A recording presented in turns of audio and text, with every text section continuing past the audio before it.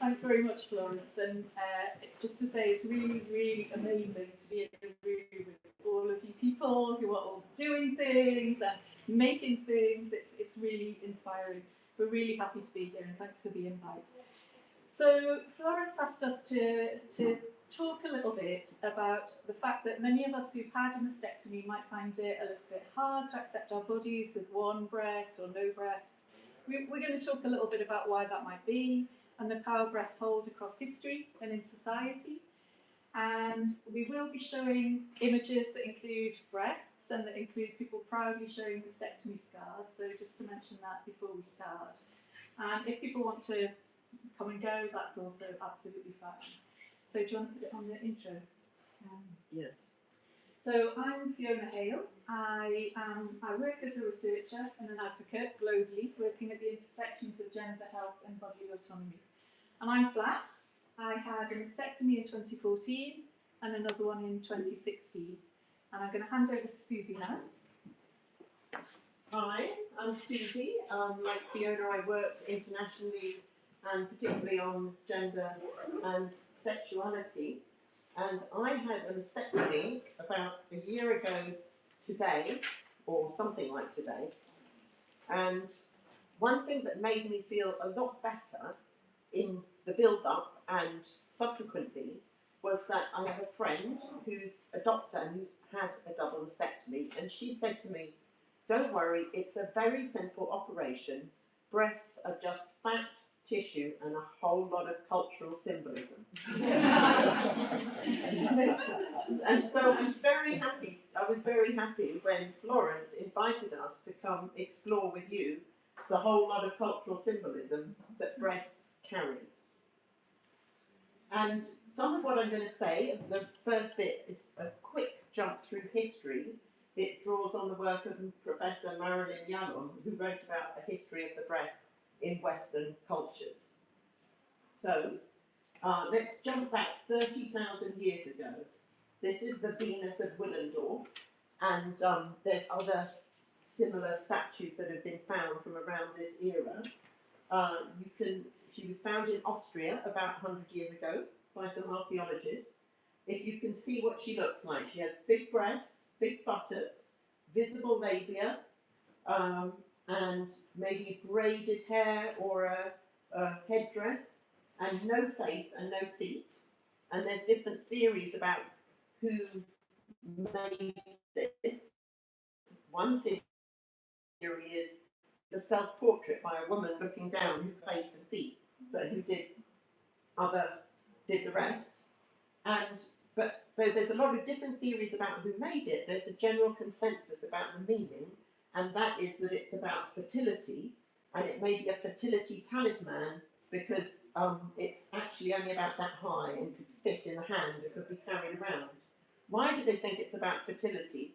One reason is it had tints of red ochre on it when it was found, and the archaeologists think that evoked menstruation, and also because of the context, which was the Ice Age famine, and having a lot of body fat was really helpful for survival, and also being able to have kids was helpful for the continuity of the tribe.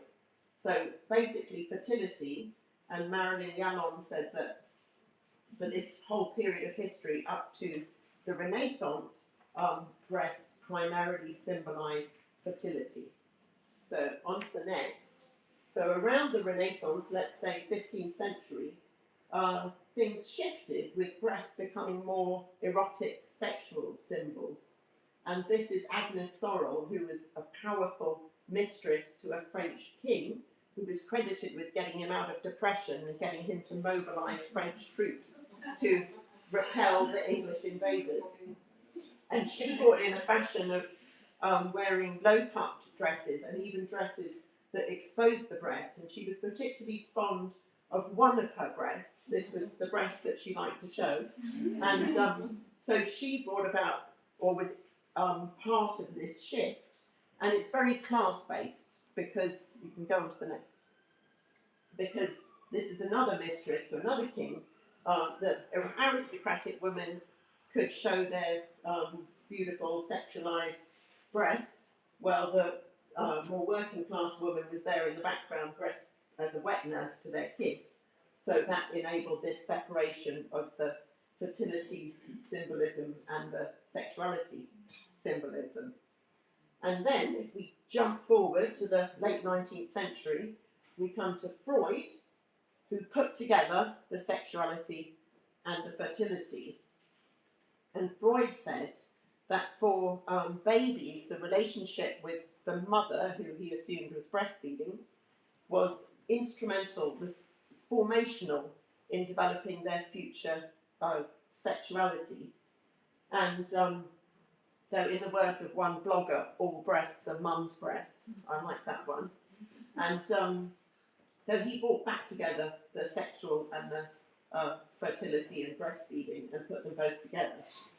And next slide. So that's like a super quick jump through history of the cultural symbolism of breasts, and whether it's sexuality or fertility or both together, this gives them a huge amount of power. Power to do what? Power to sell things. We all know advertising has used breasts in many which ways to sell things, but also power over women's bodies. And that can mean power to make us feel bad, because we're all supposed to have, there's a whole lot of stereotypes and expectations about what kinds of breasts we're supposed to have. Not too big, not too small, perky, symmetrical, and of course 2 breasts. And even though about 1 in 40 people have 3 nipples, and there's a lot of women like us who've had different kinds of mastectomies, which might mean we have 1 breast or no breasts, there's this expectation that you're going to have 2 breasts. And that if you don't, it's your problem, there's something wrong with you, you don't fit. And so this power is used to make women feel bad, but also to regulate what we do in our bodies and how. And it starts when you're a baby, when people, often if someone has a baby, the first question isn't, is the mother okay, is the baby healthy? It's, is it a boy or a girl?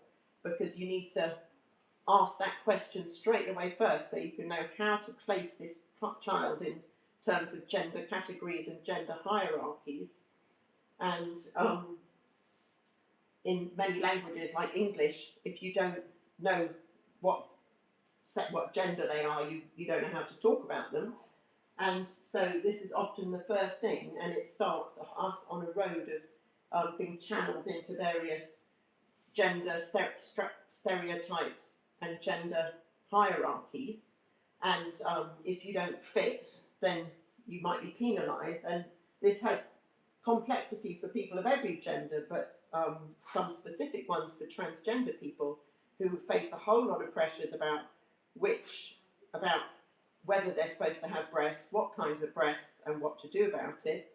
And so much so that the Marks and Spencer's fitting rooms have become embroiled in a super complicated discussion about gender and breasts.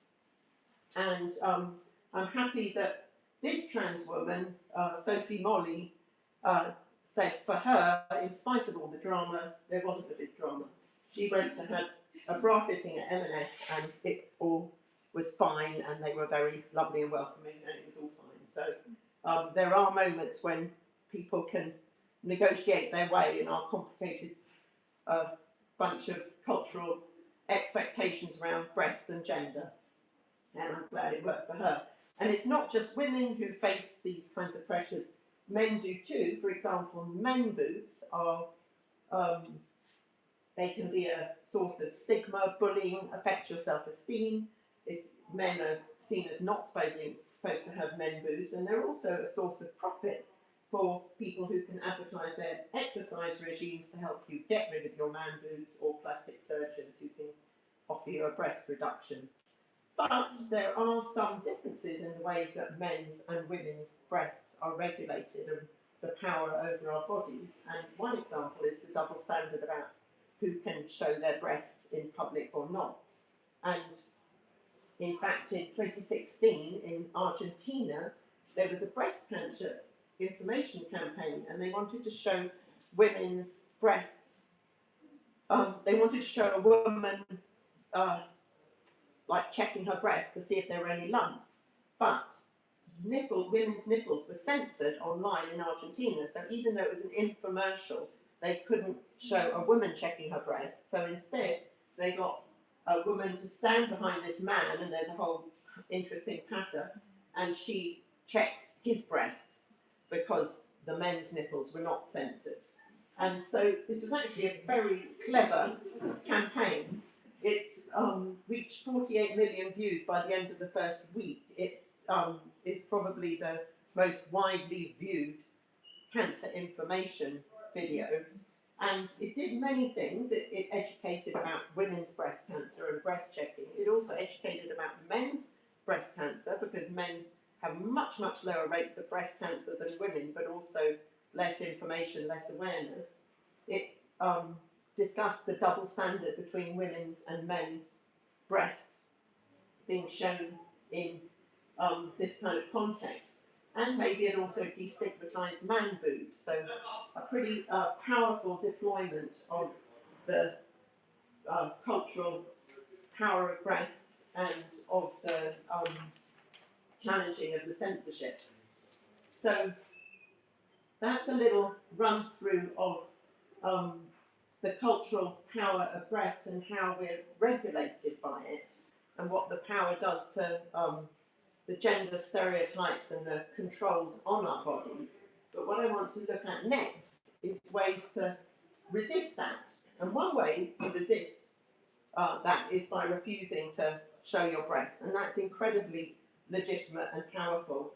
And no one should feel any pressure to show their breast when they don't want to.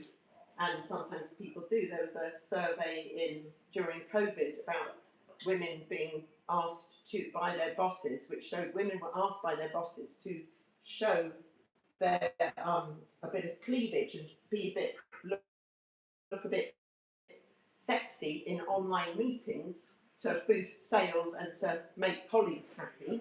And so definitely legitimate to say, I'm not going to show my breast when you tell me to, or ever. But I also want to look at examples of people displaying breasts on their own terms for reasons of protest. So, next slide.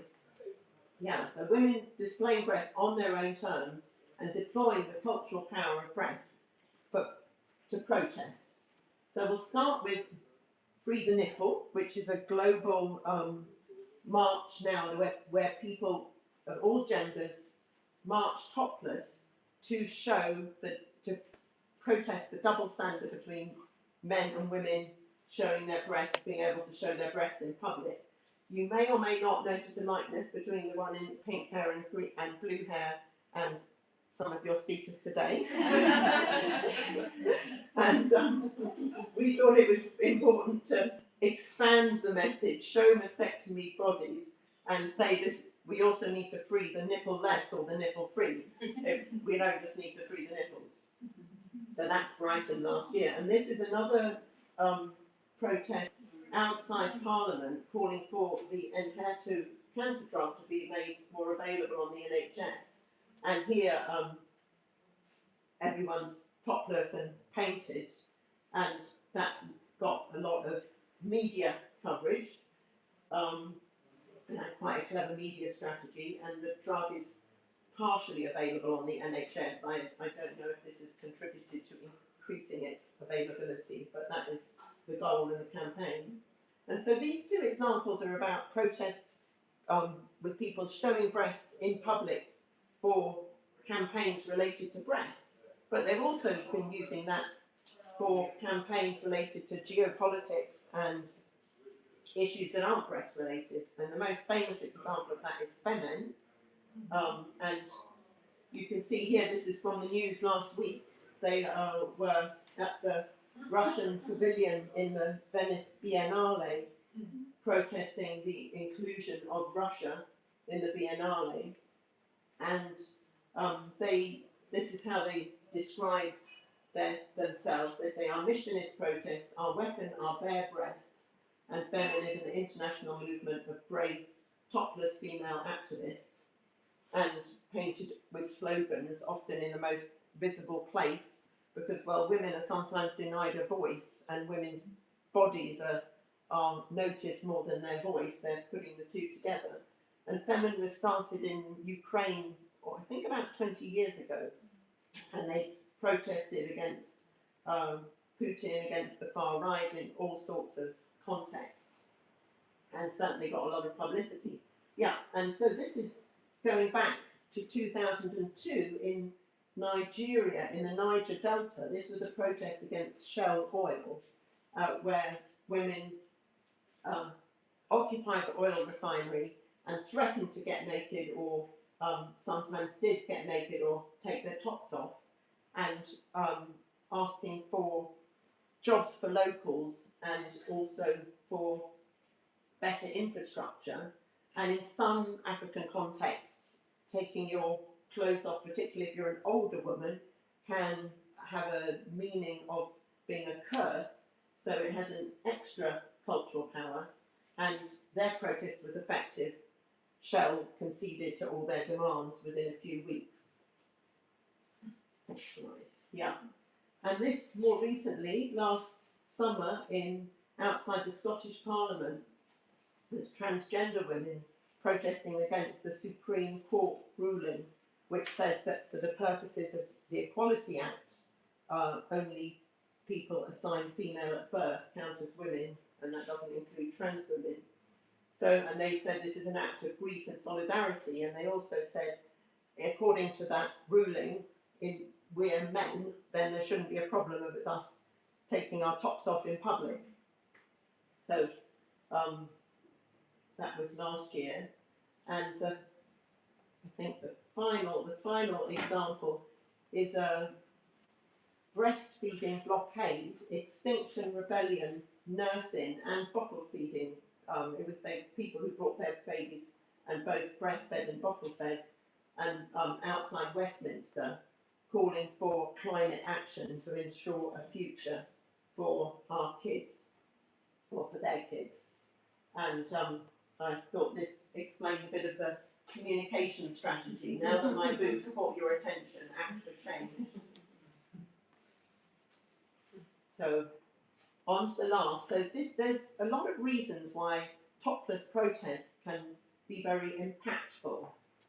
And this is a Pan-African radical feminist, Jessica Mandanda, who's written specifically about naked protests.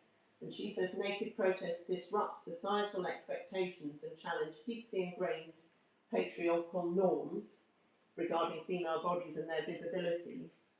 And they also, it challenges the patriarchal gaze, which expects to see women as objects or invisibilized.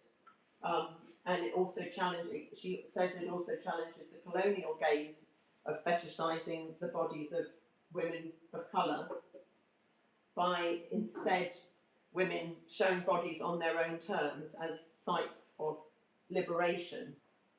And naked protests can be very impactful because they get publicity, because they can attract media, because also because it can engage people on an emotional level as well as an intellectual level. And it can also show the vulnerability of the protesters in the face of the naked power of the state or the company or whoever they're making their demands to. But naked protests aren't always automatically successful. And if you're watching this and thinking, great, let's all go outside and take our tops off and we'll show our mastectomy bodies and bring about change, I'm totally up for that. But first we should look at, there's a guide from the Museum of Protest, how to make your naked protest impactful. And some of the things they say is have a clear media strategy, a clear communication strategy. Make sure that you don't just get seen by other people and they turn it into their message. You have to have a clear message, and also a way to keep participants safe, because you can be very vulnerable and understanding of the context. So There's a lot of promise, but we have to do it right. And now, over to you. Thank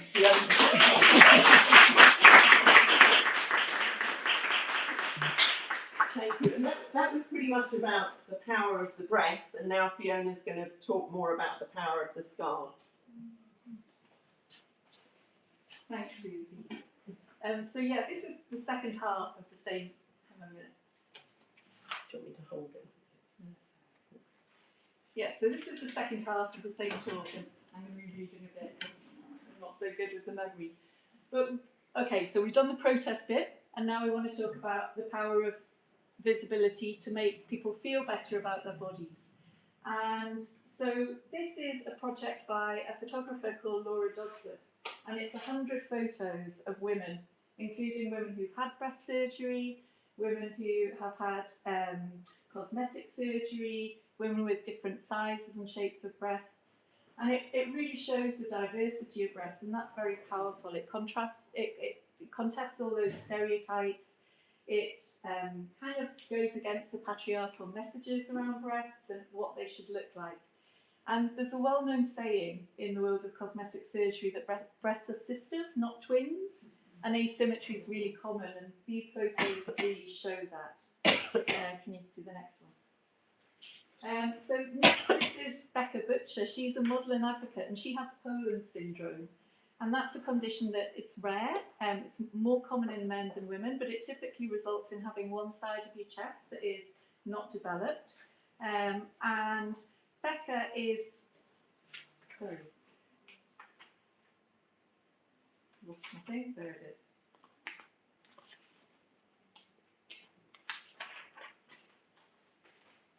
Yeah, so Becca's really open about her condition. She doesn't want reconstruction. She uses a prosthetic breast sometimes, and she does social media work to really tackle misogyny against women with Poland syndrome.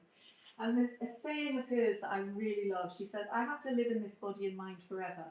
I might as well make it a nice place to be. I'm allowed to love it," which really spoke to me. Next one.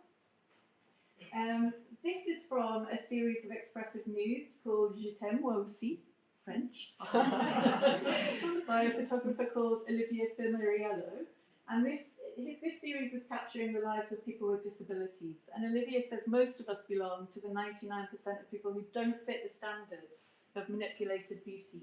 So this photographer rejects prejudice against people with different bodies, with disabilities, and wants to show the models in the photos as beautifully unique subjects, and often with an overtly sexual kind of image. Next one. So we wanted also to show some photos that are getting to male body positivity, and this is a photo by another photographer, Canadian, called Anthony Patrick Manieri, and he has a series called Arrested Movement, which is an awareness of, initiative championing positive body image for men. And he talks about how societal norms and media representations and the pervasive influence of media also bombards men and also affects men's self-confidence and perception of themselves and takes a toll on self-esteem. Next. Okay, so now we're going to move on to breast cancer and the power of scars. And we can just wait on this one a minute. There's a whole history of breast cancer activism.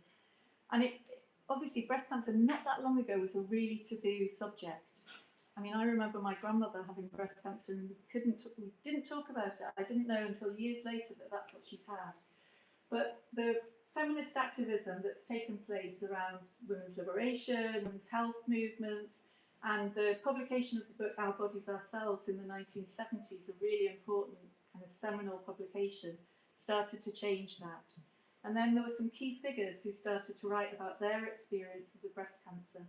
Shirley Temple was one of the first to actually write about, the singer and actress, to write about her experience of breast cancer in a national newspaper estate.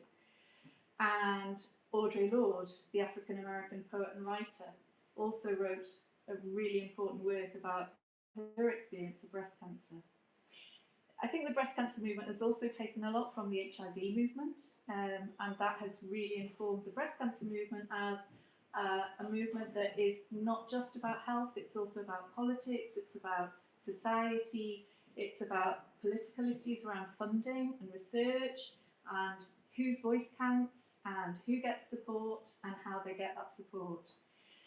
So, as Susie said, not everyone wants to show their body. Some people find it really difficult to even look at their bodies, their own bodies after breast cancer, or the bodies of other people, whether they're clothed or unclothed. So we're very conscious of that. But we also feel it is really empowering for many women, including ourselves, to see other post-mastectomy bodies. And actually, we were just talking about that in the coffee break, yeah. And it can be transformational, really, and it can shift our own feelings of not meeting societal expectations or cultural expectations around breasts. And collectively, it can also shift norms and attitudes and even policies. So the next one. So these are some images that have impacted us. This first one, we have some people in the audience who will recognise this photo. This is from the Flat Friends Mastectomy Gallery online. And this is an image that Susie found, and we both found incredibly impactful to see all these women together, collectively showing their post-mastectomy bodies. The top one is an image of a mastectomy tattoo, which again, a lot of people find really empowering and a good way of reclaiming their body after a mastectomy. And that's in the Breast Cancer Now gallery. That's by Tanya Buxton. And then at the bottom, we have an image that's from a show and tell event for women seeking reconstruction, to look at other women who've had reconstruction before they make decisions. So it goes without saying, having breast cancer, it's a traumatic event. It's a huge deal, and we're all different, and our treatment pathways are different, and our decisions are different. And I think something, so I'm a long time past this, but I think something that talking with Susie we've noticed is that there is a bit of a picking of sides that tends to go on, whether you go for reconstruction or whether you decide to stay flat. There's a bit of a divide, both in the kind of support you access and what you are allowed to talk about in different groups. So that was just something that we found quite interesting. But we want to talk next about some of the women we've come across who are making different aspects of post-mastectomy living visible and helping women see themselves and change things for themselves and for others. And I have to say, after today, we've got a lot to add to these slides, having met a lot of you in this room. So the next one. So this is Melissa Jansen. She blogs about fashion. And she says, I shouldn't have to hide anything about my body. Having breast cancer shouldn't turn into shame. And she talks about the power in having one breast, power in a scar. And she says, I don't need two breasts to feel confident and beautiful, and neither do you. So she's really kind of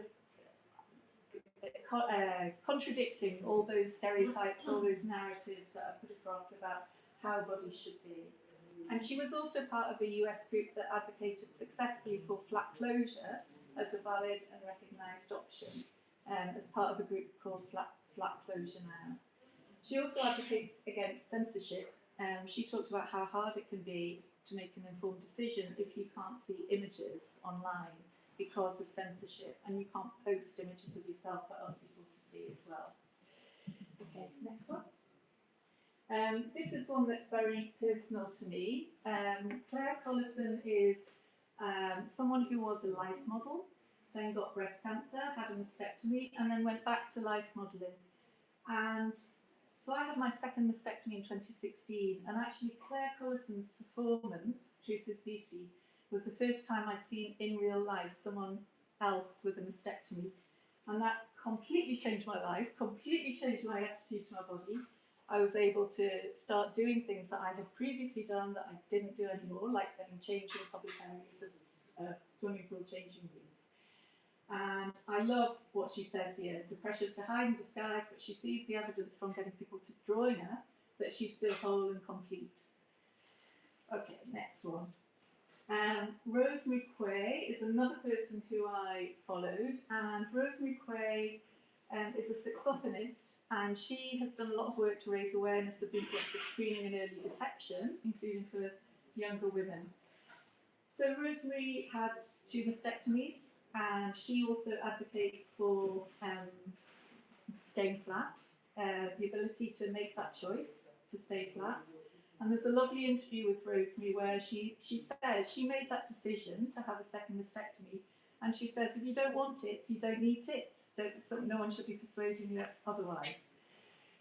And Rosemary also talks a lot about the support that she found from other women through Flat Friends, actually. So it's really nice to have you here. Next one is Louise Butcher, who I'm sure people will have come across. She's doing an awful lot of work at the moment as a marathon runner, displaying her mastectomy scars with pride, as a show of strength, but also to empower other women. And I have one more image of an amazing woman. This is Erica Hart. So in 2015, Erica had reconstruction in the US, and she discovered it was near impossible to find examples of reconstruction scars on women of colour. So after her surgery, she committed to posing topless for photo shoots, and she said she wanted to help other women of colour see what their scars could look like, and to show them they're not alone. And she does that saying she feels it's really important as a black queer femme for people to see living life beyond breast cancer as well. So this is our the last thing I'm going to talk about quickly, and I know we've mentioned this in the breaks and at the beginning. So feeling better about yourself doesn't always mean being very visible, and being visible doesn't always mean physically showing your scars. And there's a real power in coming together with other people to learn from each other, to share, and to get peer support. And this is a project that Susie and I, with another facilitator who's a trans person, have been working on. Last year we ran a workshop which was bringing together transgender people along with cis women who've had mastectomies to see what we could learn from each other, to see what experiences we had in common, what the differences were, and to use body mapping to think about the relationship between our bodies and gender. And also, really importantly, to feel good about our changing bodies. And some of the things that came out of those discussions were that our bodies challenge those ideas about how they need to look to be recognised as normal for our gender.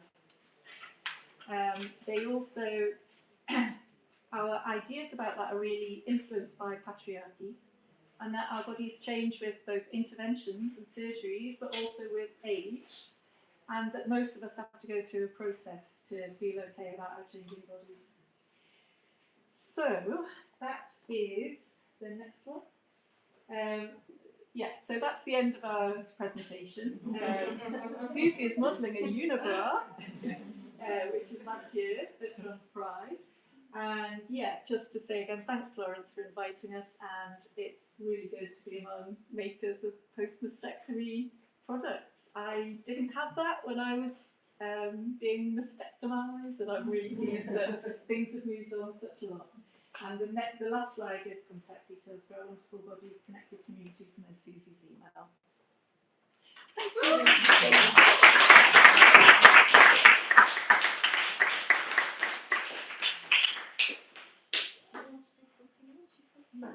No, just if anybody's interested in joining in the exchanges, we've only had one so far, we'll have more in the future, probably at the Feminist Library in London, so if anybody wants to, is interested in taking part.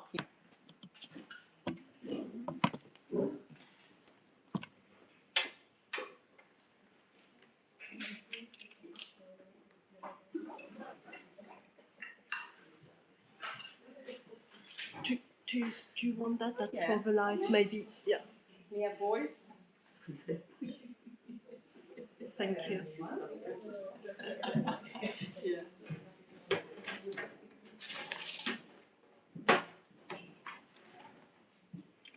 Can you hear me? Yes.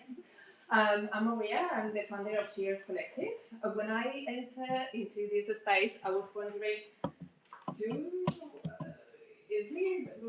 is my presentation going to be relevant into this space? And when I was listening to you all, I said, yes, it is relevant. It's going to take a little bit of time to sync with the event, but hopefully you will see the connection afterwards. So let's start with who we are. Oh my goodness.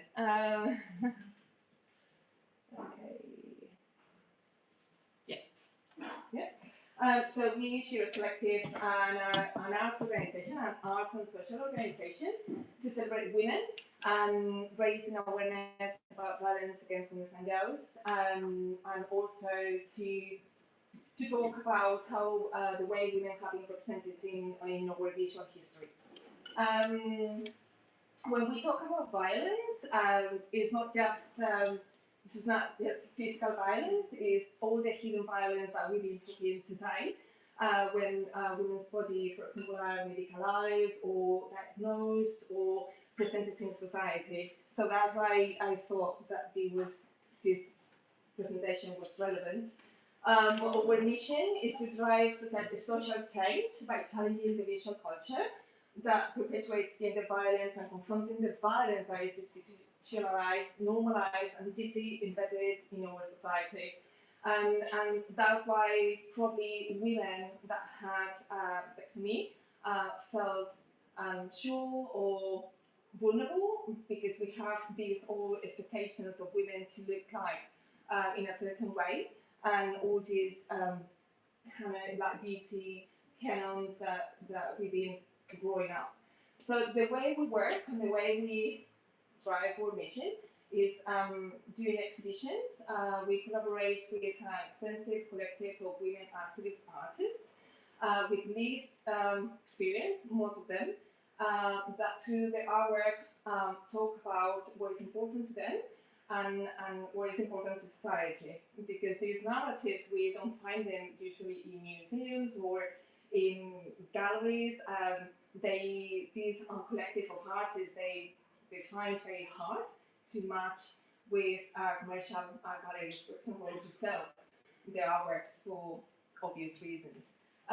So this is what we do. We also do workshops where women artists share their experiences and their artworks, and they invite the public to reflect upon these issues that affect women through their art.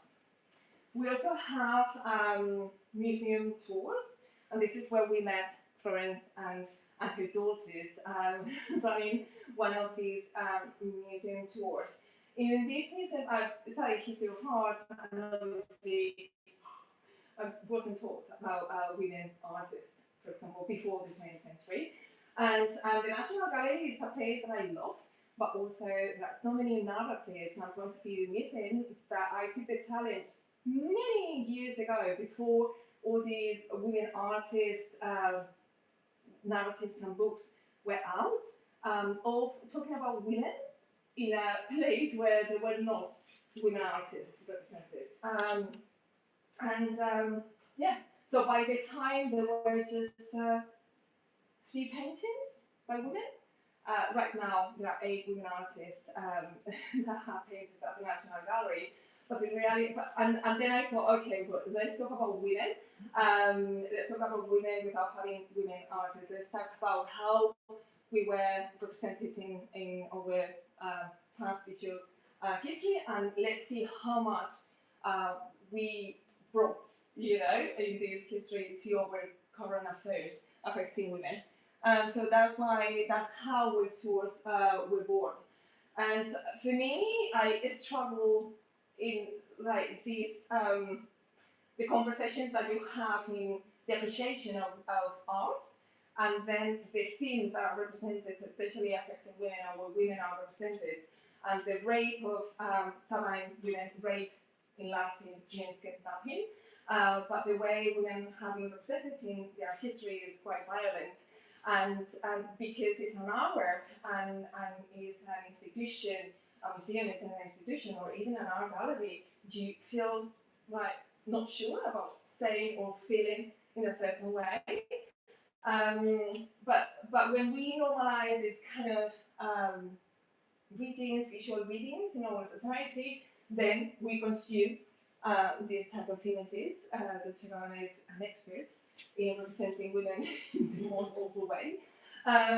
So we live in a visual society. We are constantly on Instagram, on YouTube, or on internet, and we consume a huge amount of images that contains a lot of these violence. And we entered the National Gallery, and then we see these amazing painting by Rubens, made in the 17th century, and if we feel okay with it, then there is something wrong with us, because this is a moment where Romans kidnap the Saracen women, and the vulnerability of it, showing the breasts and the sexual parts, and this topic was one of the most presented in the 17th century, because of the meaning and the link with marriage.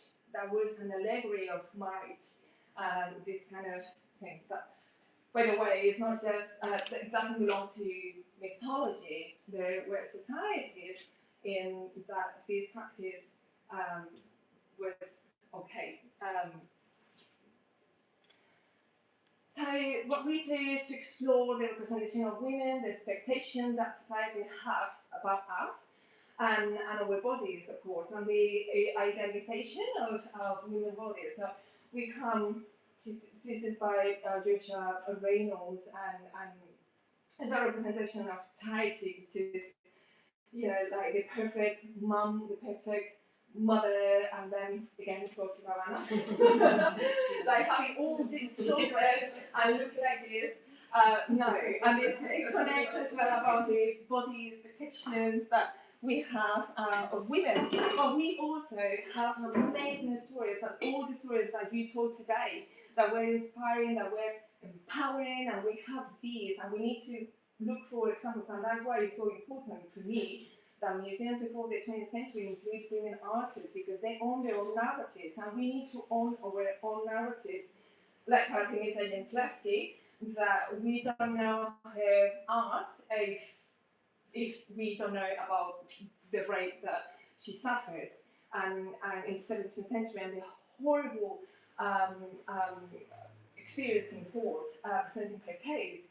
And then we have one of the most famous women in contemporary society today, Giselle de Pellicot, that was brave enough, that used her vulnerability and the abuse that she suffered in order to empower and to give visibility to many young women today. So I just find very important that we talk about our bodies and our and about us. This is a way when we are powerful, which is we're powerful, which is they have the money, they run their own businesses, and they were depicted in this way. And these affected and transferred in today's society when a woman of a certain age, Hillary Clinton in 2006, it's not that I like her, but anyways, but I find it interesting that in 2017 she was contesting against with Trump for the American elections, and they just took her down, calling her witch.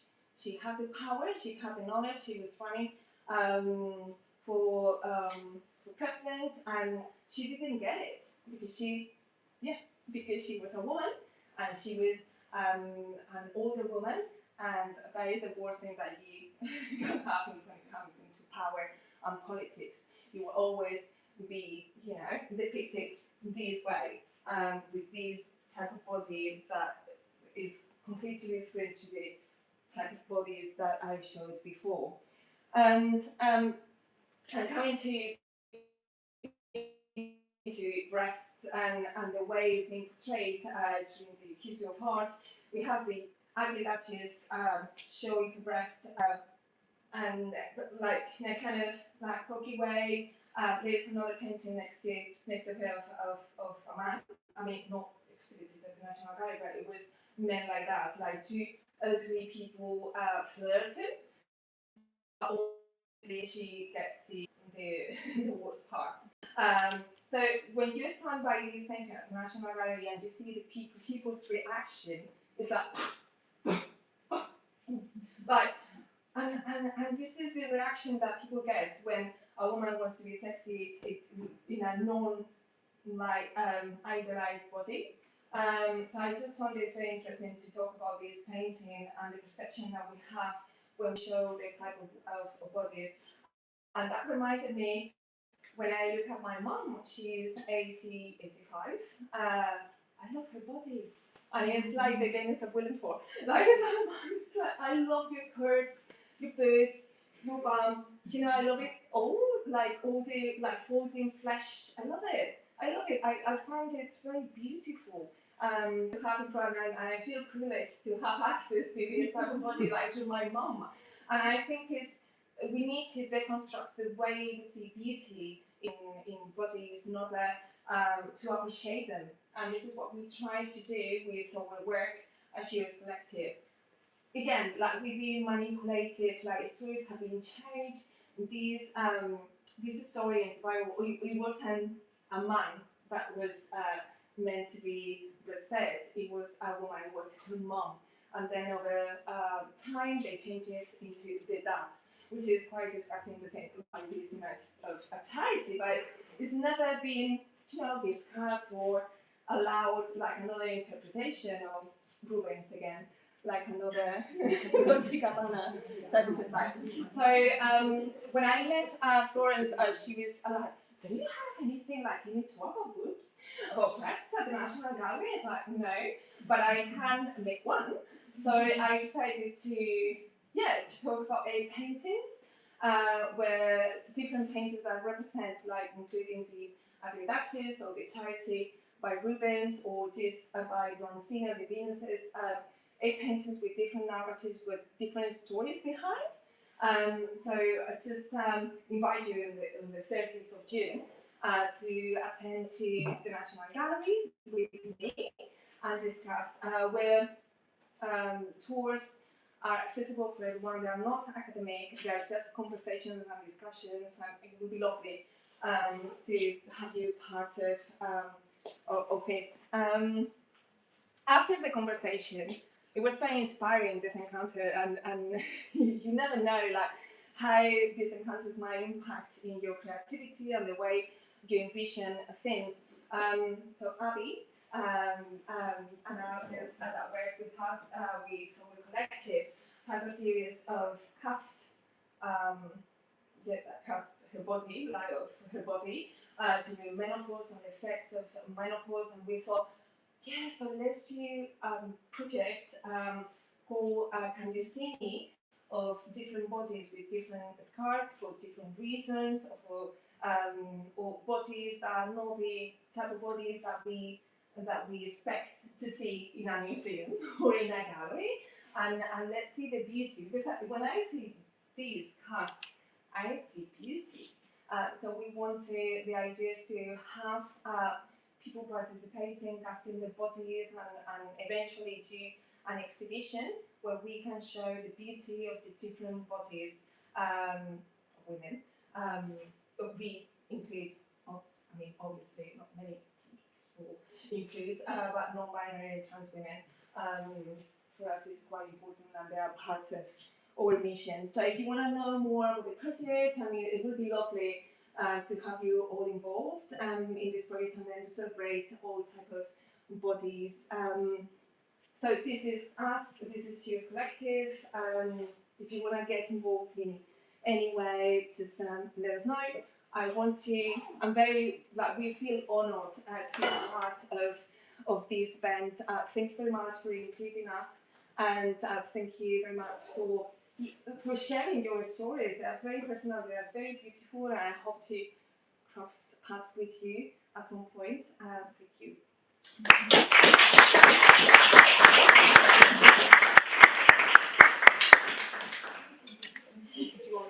Thank you very much. I just wanted to ask you, where do you advertise your guided tour? If people want to go there? So we do, the thing is, like, talking about censorship, this tour was hidden by Evan Bright after publishing it, because they said that it showed breast, or we're talking about breast, and they hide it.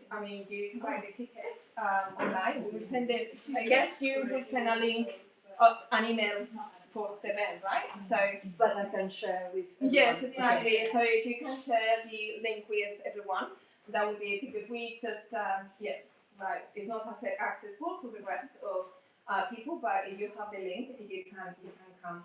And 20% of the tickets will be towards the project of making the cast of different women. Yeah. Thank you so much. It's okay. Well, Thank you very much. please tell us if you want to connect or we here. Thank you very much. That was so super interesting. So I think we can have a break now if we want to go upstairs to have another drink and browse again some products. And then we come back down for a third talk. Flatfriend UK is going to explain briefly maybe what they do. And as well, I think Jane will talk a bit about Libra, because we had this idea that maybe we could be all part of the same platform where people who had breast cancer could go and then find what they needed. Okay, so shall we have a break and then we come back down? Yeah, it will be much shorter than the last talk, just to let you know.